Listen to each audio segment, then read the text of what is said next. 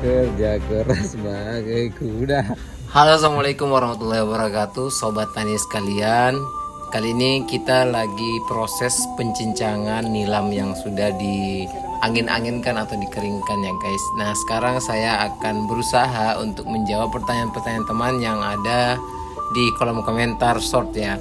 Jadi ada yang bertanya satu ya, langsung aja. Ada yang bertanya tentang ukuran. Nah, kita itu biasa ukurannya untuk pencincangan itu nggak menentu guys ya, tapi biasanya kita cincang dengan ukuran yang kurang lebih hampir satu jari, ada yang sejengkal, tergantung guys ya. Ada juga yang cuma 4 ruas seperti ini. Dan ada juga yang bertanya tentang kadar airnya. Nah, kadar airnya ini kita perkirakan kurang lebih sekitar 15%, nggak boleh terlalu kering guys ya. Nah, di sini kita pakai pencincangan manual. Nah, ini kita baru selesai mengeringkan, jadi kita mengumpulkannya di dekat dengan pembibitan kita guys. Nah, seperti ini ya. Kita menggunakan pencincangan pisau manual pakai bar senso guys. Yang bertanya pakai apa? Ini kita pakai bar senso.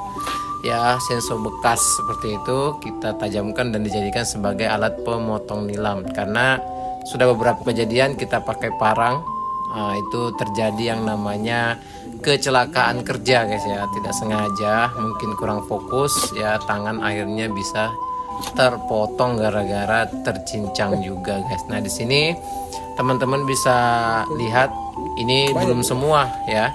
Kita masih melakukan pengeringan juga di sini karena cuaca masih bagus-bagusnya. Kita masih lakukan juga pemanenan sambil melakukan pengeringan. Jadi teman-teman yang kemarin lihat di short ini semuanya kebun nilam guys ya, kebun nilam, tapi bertumbuh rumput banyak seperti itu. Tapi sekarang kita sudah babat habis gitu ya, kita cabut karena kita mau olah ulang, kita mau perbaiki lagi kualitas tanahnya.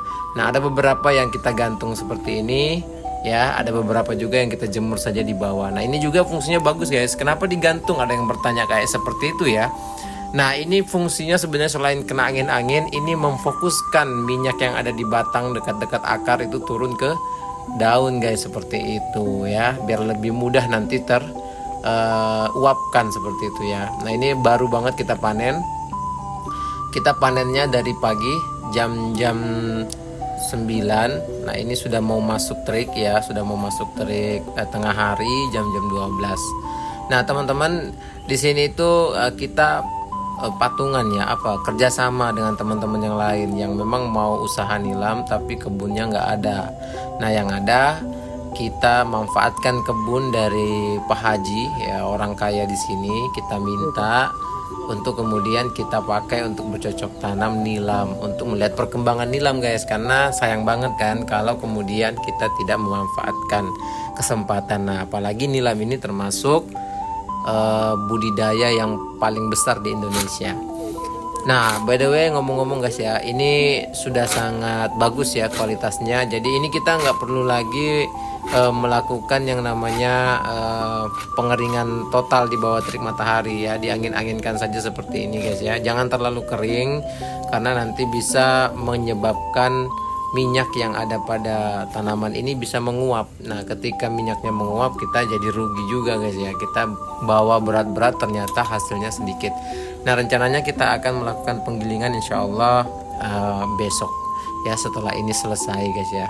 Dan nanti kita akan spill. Oke, itu saja mungkin yang bisa saya sampaikan kepada teman-teman untuk sekilas melihat bagaimana aktivitas kita di kebun nilam. Dan mudah-mudahan teman-teman yang masih bertani nilam tetap semangat, jangan risau, jangan putus asa melihat harga saat ini. Ya, mungkin kadang stabil, kadang di atas, kadang di bawah, tapi selama kita terus melakukannya, selama kita terus bercocok tanam, insya Allah kita akan selalu memetik hasil dari kerja keras kita, seperti itu guys ya. Nah, nanti kita akan spill berapa yang kita dapatkan dari minyak yang telah kita tanam. Untuk teman-teman yang mau berkontribusi, bertanya-tanya, silakan langsung tulis di kolom komentar. Untuk kemudian ingin mendapatkan informasi tentang pertanian nilam selanjutnya, teman-teman bisa subscribe dulu channel ini, kemudian jangan lupa di like karena itu memberikan kami motivasi untuk terus mengupload. Oke teman-teman, sehat selalu petani nilam Indonesia khususnya. Mudah-mudahan kita semua diberkahi oleh Allah Subhanahu wa taala. Assalamualaikum warahmatullahi wabarakatuh.